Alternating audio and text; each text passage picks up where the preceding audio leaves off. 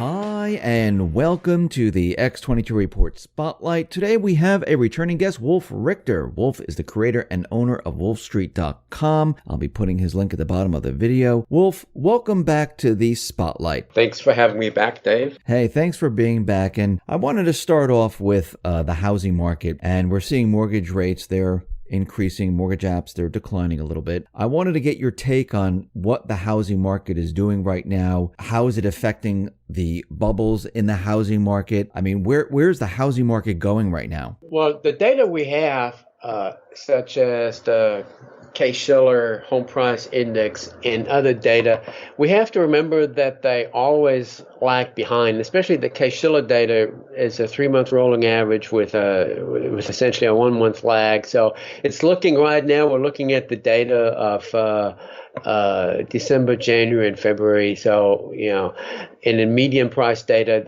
we're including data that are closed deals. So we're looking at a historical thing, essentially. We don't have data on what's going on right now today in the market. And what I hear right now today in the market, especially here in San Francisco, is different what the data tell me. But the data tells me that there is a spike in home prices in some of the most expensive markets in the country, and right in this time frame that we're looking at, it may have to do with people trying to lock in the lower mortgage rates while they persisted. So we're looking at January, February, March deals. So the mortgage rates were lower back then than they're now. So prices in most of these markets have gone up substantially year over year, and at the same time that mortgage rates have gone up, and mortgage rates hit a high that we haven't seen since 2011. They have now, as you said, edged down a little bit, but they're volatile, so they're likely to head back up, and they've been zigzagging like this higher since late last year, and they've gained a full percentage point over the past year, so that makes a big difference. I don't think that in terms of mortgage rates hitting the market that we'll see a real difference until we get closer to 6% mortgage rate. We're close to an average mortgage rate of 5% now. 5% will cause some ripples in the market. But yeah, there's still enough buyers out there to maintain this, I think, at 5%. But it gets to be these expensive homes, and home price inflation has been substantial, so it's getting very expensive to finance these homes, and I think that will be a real problem when we get closer to 6% on the mortgage rates. And when we get closer to 6%, what do you see happening? Well, it's already an affordability issue. So people have to step down. So when you have a budget of $3,000 a month for mortgage and the mortgage rates go up and the prices go up, you can buy less and less home for that amount of money. So people are doing that. And so they're stepping down their expectations of realizing the dream. At some point, as you go down the ladder, as the population goes down the ladder, there'll be a part that can't buy anymore. So you'll have buyers that drop off, and you have, and so you usually see, there's a mid-range where buyers just sort of, they're migrating down, they're migrating out of the mid-range, they're migrating down, and so the mid-range is showing weakness, and then the lower end, you'll still have demand, but the people that were at the low end of the lower end, they've dropped off. And so you'll see a demand problem. Already now, home sales are not, in terms of volume, are not strong. They're pending home sales, we just got the number yesterday, that were down year over year by 2%. That's a trend we have seen now for over a year. So the past 4 months in a row were year-over-year declines. I mean, we had some upticks before then, but it's when you look at the chart, we're now in a declining pattern there in terms of sales volume. We've seen this in individual cities where the numbers have come down. There's still plenty of demand, but yeah, it's harder to make deals.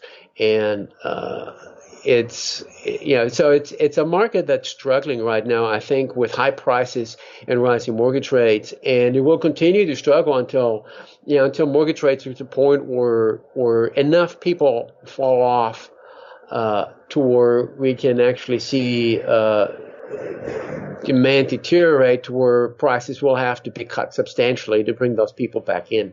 Now, you wrote a while back an article about the housing bubble in all different cities and things like that in Canada and everywhere. I mean, do you think if these rates continually move up, do you think it's going to pop these bubbles? Well, in Canada, for example, in Toronto, one of the hottest housing markets back then, it has already turned. So home prices are already down from a year ago. In Australia, in Sydney and Melbourne, home prices are down from a year ago. So these are two markets that haven't even seen a downturn much of a downturn during the financial crisis. They had no correction for 20 or 30 years in terms of the housing market. So these are incredibly inflated housing markets, and the average inflation of the housing market in the United States pales compared to those, even though in San Francisco, we probably can keep up with those pretty easily. But with those kind of price increases, we've had just an insane housing market here. But and so we see that market after market. So Sydney, Melbourne have already turned. Some of the smaller cities in Australia are already turned. Toronto has turned year over year. Vancouver is in the process of doing that. And in the United States, we had a change in the tax law. So there's a lot of shifting going on now, and that may rearrange some things. And we're the only major country with significantly rising mortgage rates. So people are front running the higher mortgage rates, and we've created a little bit of a flurry of demand because of that.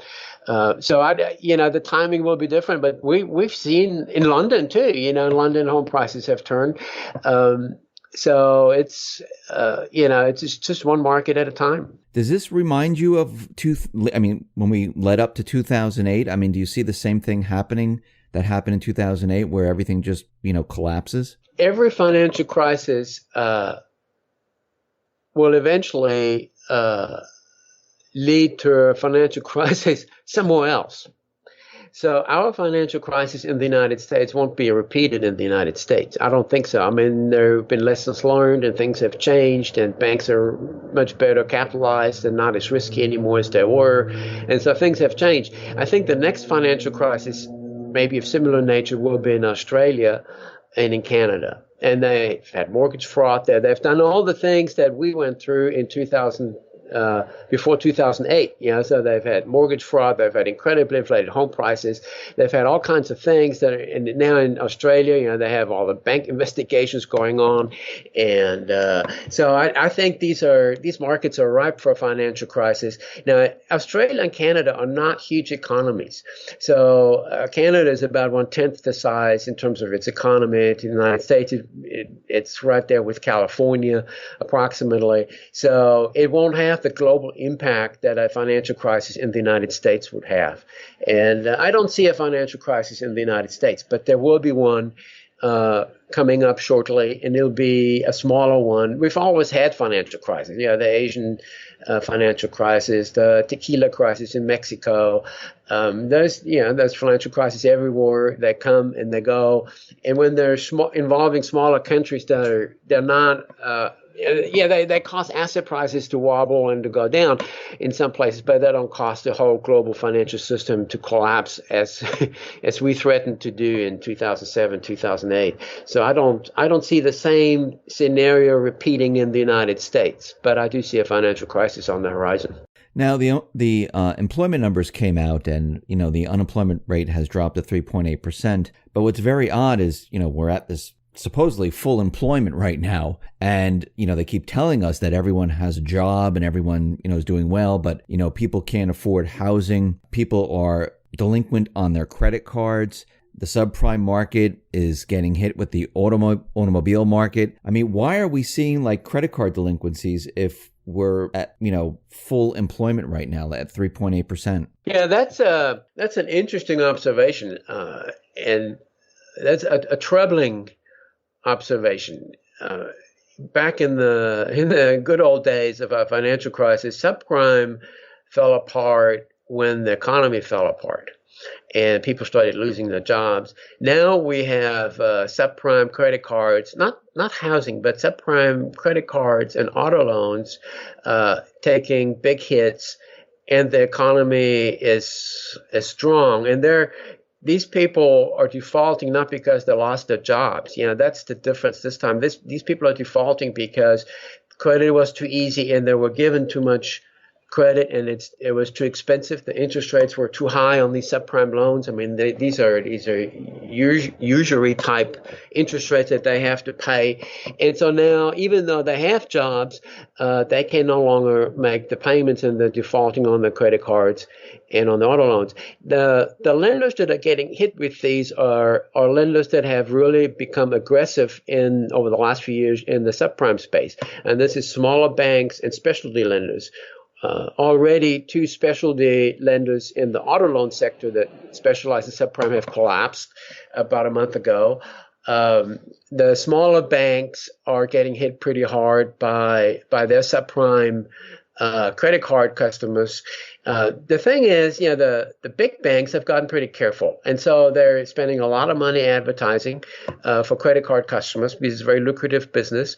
And they're offering all kinds of perks that the smaller banks can keep up with. And so they pick and choose the customers.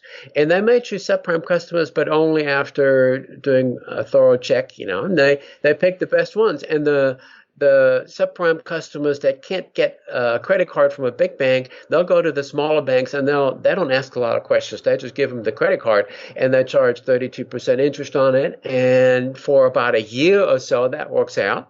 The way bank accounting works, they're showing a big profit. And then these people have, $10,000 worth of debt on their credit card that with a 32% interest, and they can't even make the interest payment.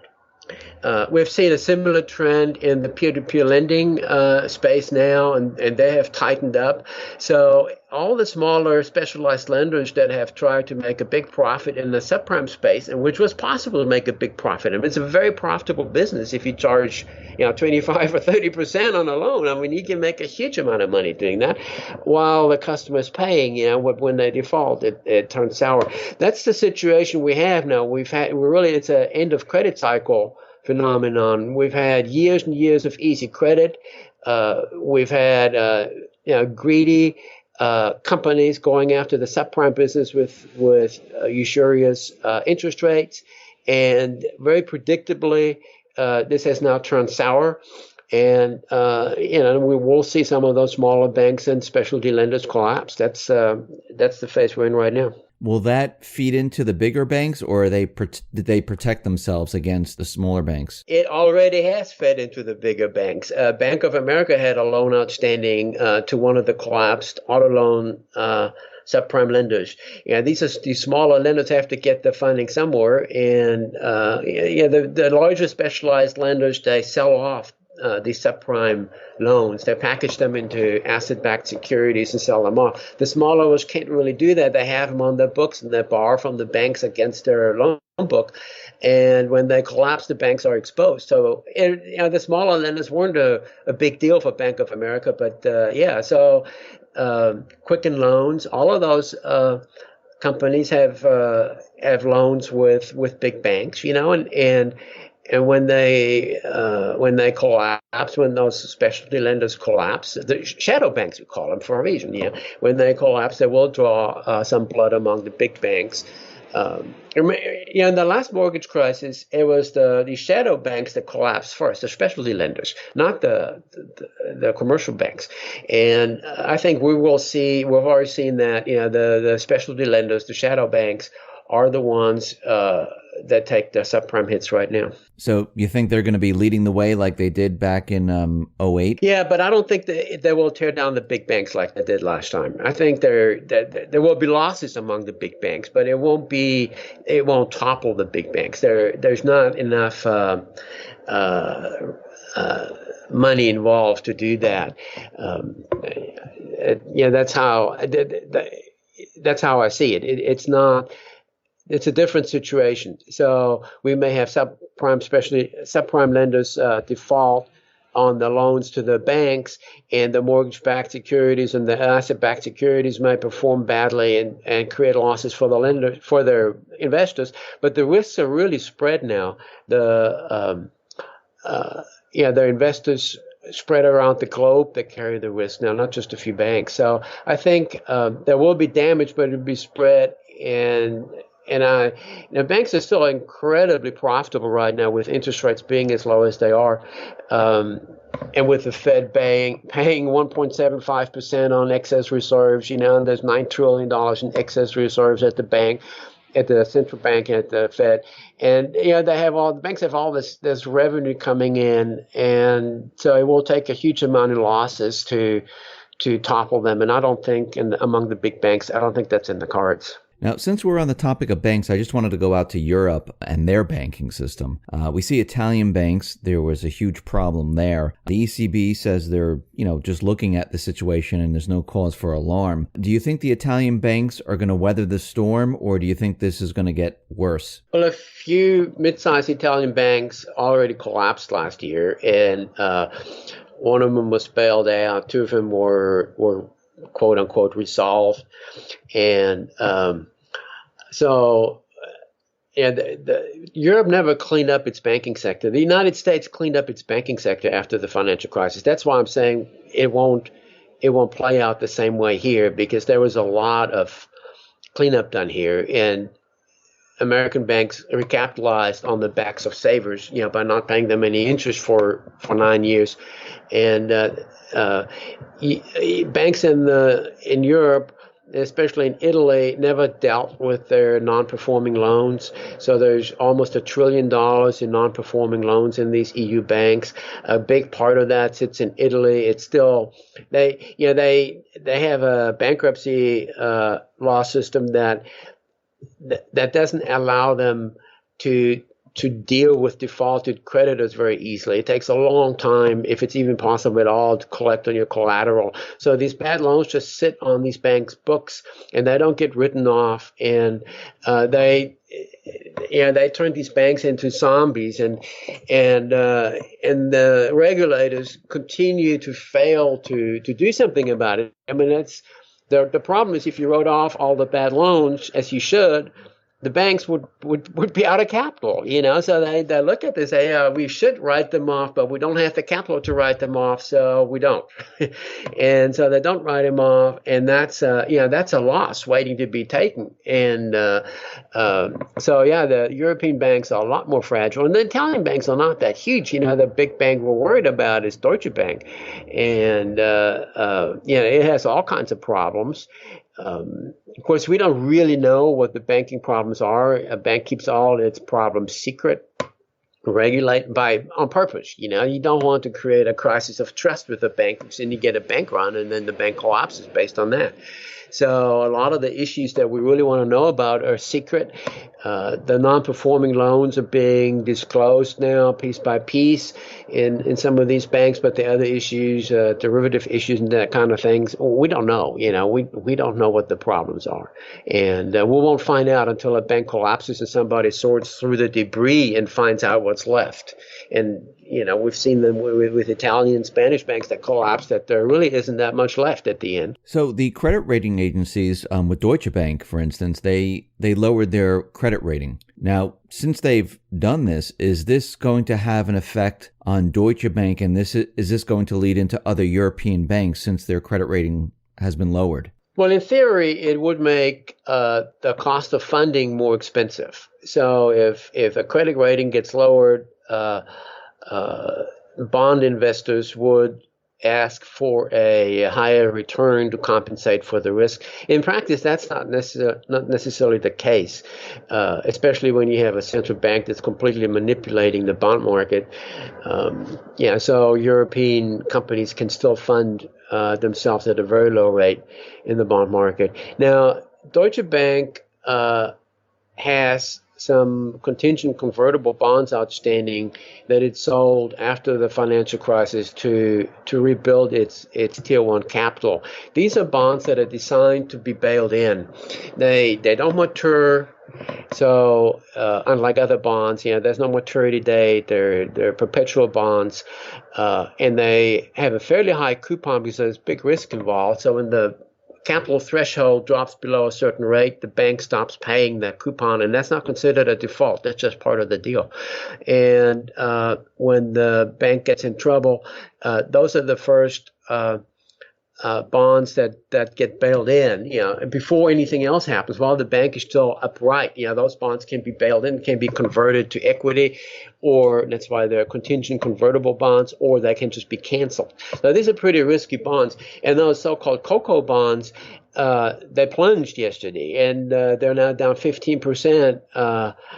From earlier this year, and they plunged during the last crisis in 2016. This is an indication of where the bond market thinks the bail-in risks are for those investors. What are the risks that the bank will get in trouble enough to where they bail in those COCO bonds? And and then there is now a significant risk perceived in that respect. And, the downgrade by S&P today doesn't help at all in this respect. These are bonds that are considered, when the Deutsche Bank sold those bonds, they're considered part of Tier 1 capital because they can be converted to capital and to shares, or can be canceled. So they're very important. And there were a way for Deutsche Bank to raise its capital, not just its cash level, but its capital. Other bonds, when you sell bonds, it just raises your cash level, but it doesn't do anything for your capital because it's just a liability. And so these bonds are very crucial to Deutsche Bank. And and if it needs to build capital in the future, it will need to sell more of those, but they're getting more expensive. So yesterday it was paying a yield of over 7% on those bonds, and which is pretty high in an environment where zero interest rates still prevail. So it gets more expensive for Deutsche Bank to do business. Depositors still lend Deutsche Bank money at no interest whatsoever, so it won't run out of that funding unless depositors get cold feet and they pull out, which it's not happening, But when that starts, when Deutsche Bank gets a bank run, then then the German government will step in and bail it out. I mean, they will not allow Deutsche Bank to collapse. It's too big. It will just really tear up the German economy, and no matter what the EU rules are, it will bail out Deutsche Bank. If it does that, my prediction is that shareholders will probably lose much or all of their stake in the government may take a huge stake in Deutsche Bank, which will automatically dilute the existing shareholders to next to nothing, especially when that happens at a low share price. And COCO bondholders will probably be bailed in, and so they'll approach it that way. They'll bail out Deutsche Bank, but they'll do it at an expense to some stakeholders, but not to depositors and not to senior bondholders. So what about their derivative book? The credit rating was lowered, and if things continue on the way they're going, what happens with the derivatives? Because aren't those connected to many other banking systems? Yeah, and we don't know anything about the derivatives book. There's just a few superficial numbers that they report, and it's huge, but there's the huge part is the notional exposure, and it's not that crucial. So it is really hard to speculate on what that derivative book looks like and what kind of damage that could sustain with it. And that's why a commercial bank should never be involved with derivatives, because it's just it's too much risk. And if it's an investment bank, you can let it go, and if there's no commercial banks involved. But if it's a commercial bank of that size, you can't just let it blow up, because a commercial bank is like the electricity grid.